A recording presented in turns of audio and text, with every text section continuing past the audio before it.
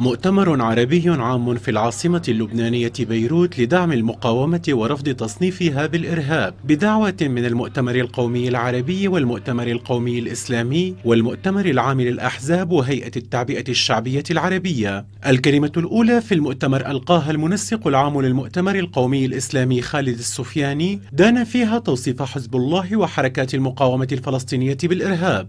نؤكد إدانتنا ورفضنا المطلق واشمئزازنا من محاولات شيطنة المقاومة، ونعيد التأكيد بأن حزب الله الموصوف أو الذي وصف بمنظمة إرهابية يمكن أن يعتبر ذلك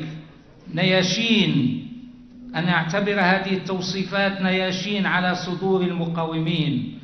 رئيس المجلس السياسي لحزب الله السيد أمين السيد أكد أن الأمة تواجه معركة تهدف لإزالة جميع إنجازات المقاومة.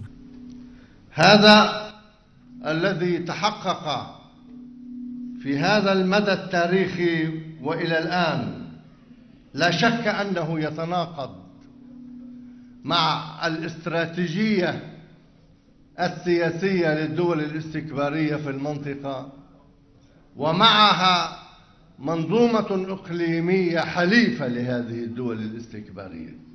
القيادي الفلسطيني فاروق القدومي في كلمته دعا إلى عدم الخلط بين الإرهاب وبين المقاومة كحق مشروع للشعوب. منذ أكثر من قرن ونيف اغتصبت أرضنا وشرد شعبنا الفلسطيني، وابتدأنا بمواجهة مسلسل معاناة لم يسبق لها مثيل عبر التاريخ، فما كان علينا إلا أن نتبع الثورة والمقاومة نهجا والكفاح المسلح أسلوبا، وحرب الشعب طويل المدى طريقا لتحرير فلسطين.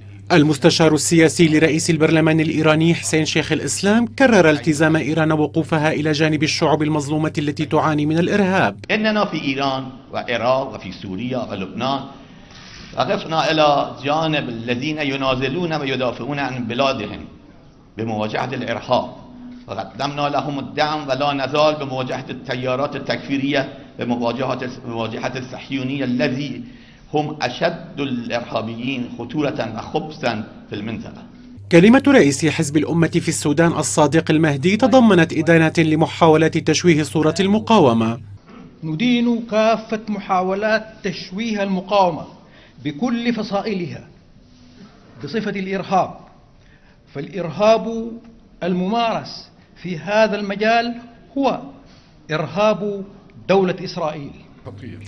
رئيس حزب مصر القوية عبد المنعم أبو الفتوح انتقد الأنظمة العربية التي وصفت حزب الله بالإرهاب. أولا، ليقل النظام الرسمي العربي ما شاء، فحزب الله وذراعه العسكري المقاومة الإسلامية في لبنان ليست منظمة إرهابية، بل هو حركة مقاومة شعبية دافعت عن بلادها واستردت أرضها بدون أي تنازل للعدو. ومع ذلك فإن كل طرف منخرط في هذه الحرب مسؤول عن أفعاله فيها أمام ضميره وأمام الأمة وأمام التاريخ. السفير السوري في لبنان علي عبد الكريم أكد أن المستقبل يصنعه المقاومون ورافضو التفريط بالحقوق. فحققت المقاومة بصمودها،